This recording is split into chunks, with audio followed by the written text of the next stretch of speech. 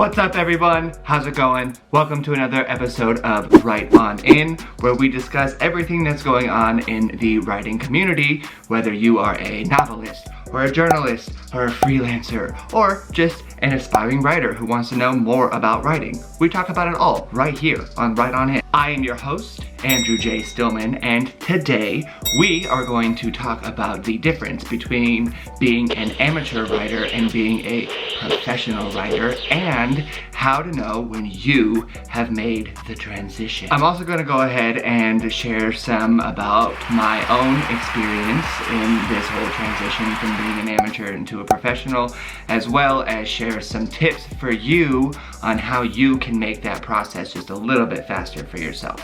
So, without further ado, let's get right on in. Welcome back, everybody. Alright, so first up, let's go over what it means to be an amateur and to be a professional. While you may think that being a professional writer automatically means that you're making enough money off of your writing to make a living, that's not always the case. In fact, you can make the transition into being a professional writer long before you even make a dime. In a lot of ways, you probably should start to put your focuses on how you can do that before you start to pitch out to editors or potential clients in the first place. Just remember that the more professional you are toward people who you want to pay you for the words that you have written, the better. And one of the first things that you should do when you're making this transition is to simply just shift your mentality into going from telling yourself that you're an amateur into telling yourself that you are a professional. Now, hold up here, because don't be getting me wrong and thinking that you can just simply sit there and tell yourself, I'm a professional writer. And all of a sudden, it's just gonna happen in a snap. Things take time and practice, and that's fine as long as you're willing to put the energy toward it. But simply making that first initial mentality shift into thinking I am a professional writer is going to make you want to act more like a professional writer, because you're gonna want to be putting your money where your mouth is. Because when you're out there looking for editors or agents or clients or anything, you don't want them to start looking at your stuff and you know in your heart that it's a bunch of farce and you don't take any time to make it better. So if you simply start to make that mentality shift into saying I am a professional writer, you're going to want to start looking into your writing and making sure that it is as professional as you want it to be. This brings me to my next point, which is always challenge yourself to do better. Push yourself to do better so that you are always growing and that you move quicker, at least into a place where you look at your own work and you don't feel like a fool. I have been there, and trust me, it does not feel good to look at your own stuff and feel like you are an accidental stand-up comic when you're actually trying to write something serious. This is even some simple stuff like researching proper grammatical techniques or knowing simple things like the yours and the theirs and common mistakes that will make you stand out as an amateur or even as a professional, because a lot of people who want to be writers really don't know the first thing about writing.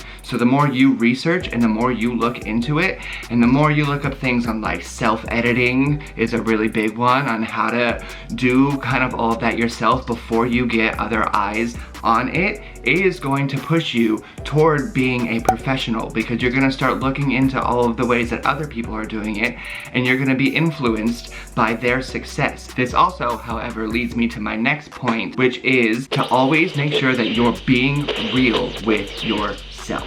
That might sound pretty straightforward, but honestly, a lot of times, especially for first-time authors and not just writers, just the simple act of writing something makes you feel so powerful and so invincible and so untouchable, and just the mere fact alone that you've scratched a story out onto a piece of paper makes you feel like you're the greatest writer that there ever was. The thing is, it doesn't take you very long, at all, to figure out that you are not actually the greatest writer that there ever was, and that your story might actually kind of be like really awfully written. And I will be sharing an example a little bit later on in this video from the very first draft of the very first book I wrote when I was 18, when I thought that I was like the hottest thing since sliced bread, and like I read it now and I want to die. However, on the flip side of all of that, do not let that deter you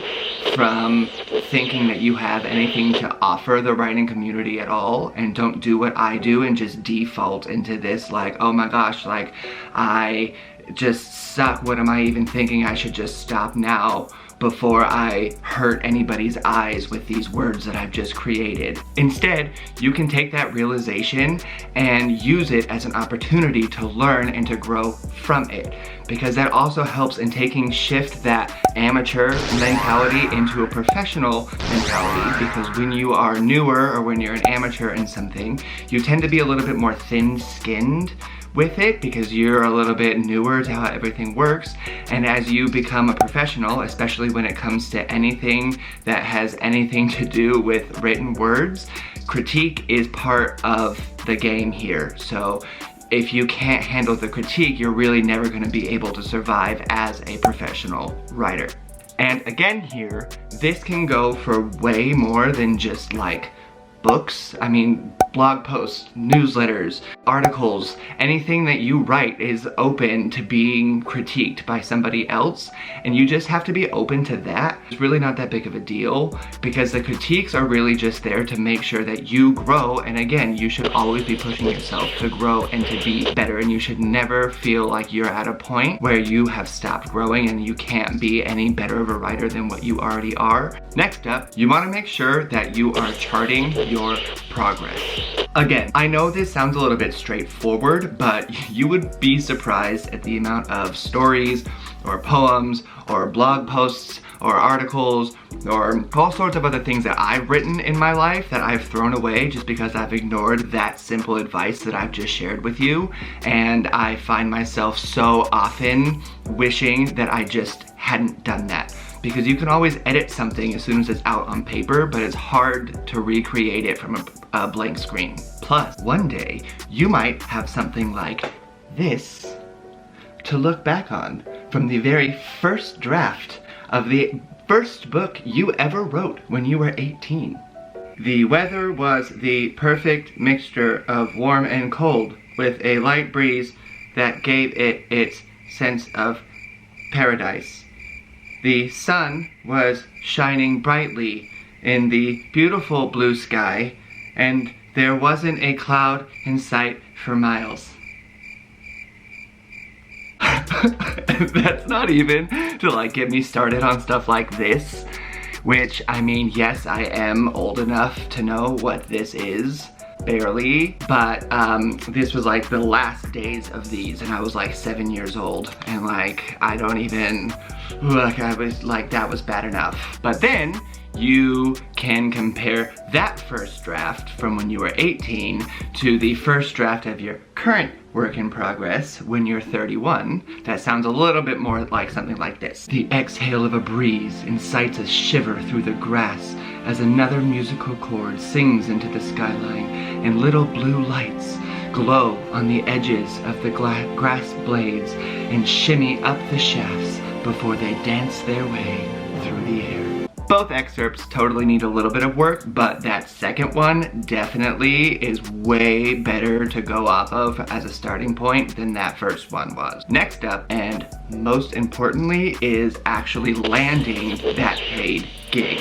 Now again, this doesn't necessarily equate to meaning that you are going to be making enough money to be living as a writer. But whether it be a newspaper article or a blog post or a short story or even a novel, the more clips you get out there, the better. Because a clip is a clip is a clip is a clip is a clip is a clip is a clip.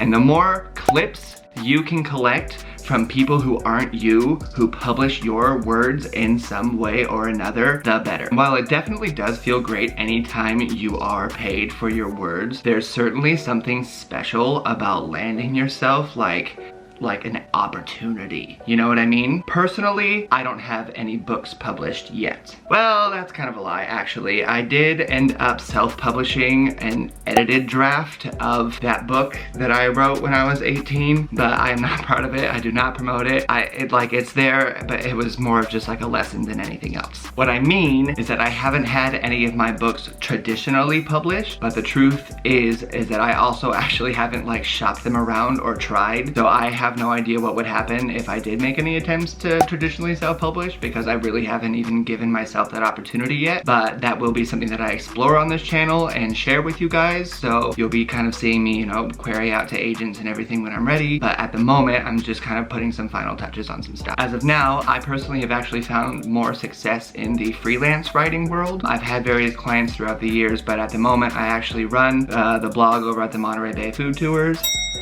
Come check me out over there. I mean, we're in Monterey, but it's still cool. And we have an online store, so you can get stuff shipped to you all over the place, and you can just see me write about lots of cool stuff and like health benefits and things like that. But as a side note, like I said, y'all are gonna be part of my little book writing journey with me. So anyone out there who wants to maybe be a better reader for me and likes like fantasy books and horror books and stuff like that, you just let me know, and then maybe you can help me, and then we can have this whole thing, and then, you know, it'll be mutual. But anyway, that's all I've got for you lovelies today. So you make sure that you hit that subscribe button if you like me, and if you don't, hit it anyway because I'm awesome. And you make sure you hit that little bell on the side corner as well, so you can get notified anytime I post a new video. Remember, dress for the job you want, make that little mentality shift, and then fake it until you make it. Good luck, and I'll see you all next week.